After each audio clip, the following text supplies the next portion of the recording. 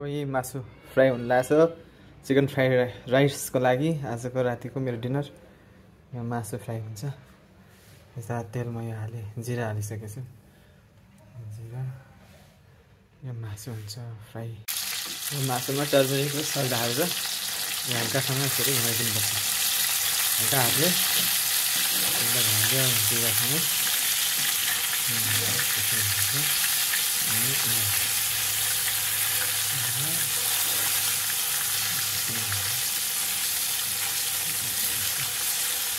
ल स्टिक पाक्दै गर्छ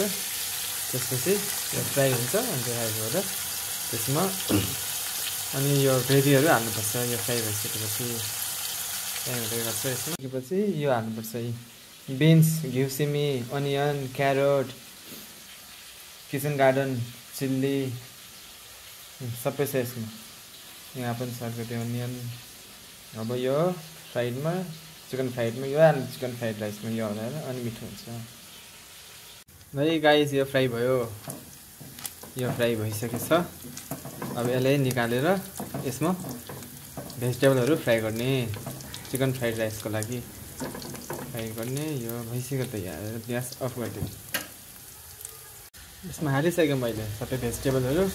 घिउ पनि हालेँ अब टर्मरिक हालेर सल्ट हालेर अहिले हल्कासँग चाहिँ चलाइदिनु अनि यो गलेपछि यसमा माथि यो राइस र फ्राई गरेको मासु हाल्ने गयो नि सबै गल्छ 3 मिनट 4 मिनट जति यो मिडियम फ्लेममा गल्छ यसको माथि हाल्छ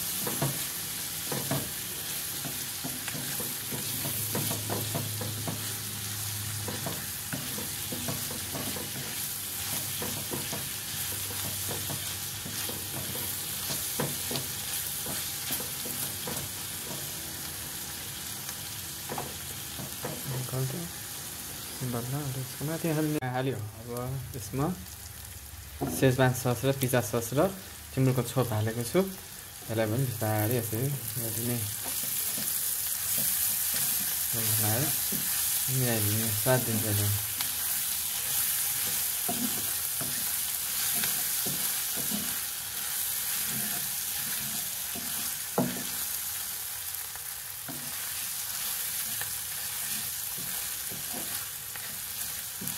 टिमुरको छोप र पिज्जा सस सेजवान सस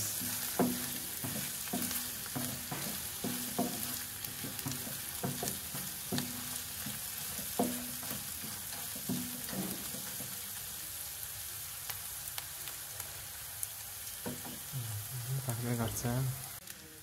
यो तयार भयो अब मेरो फ्राइड राइस टर्मरिक हालेर पहेँलो देखेछ हालेर मैले हल्कासँग अब 2 मिनट जति पकाएर अनि त्यसपछि तयार हुन्छ फ्राइड राइस 2 मिनट यसो पकाएर भेजिटेबल चिकन पिस सबै छ स्लाइस टिमुरको छोप सेजवान सस अब खानामा मुकबाङ च्यानलमा भेटौँला अरू यही हो भेजिटेबल राइस तयार भयो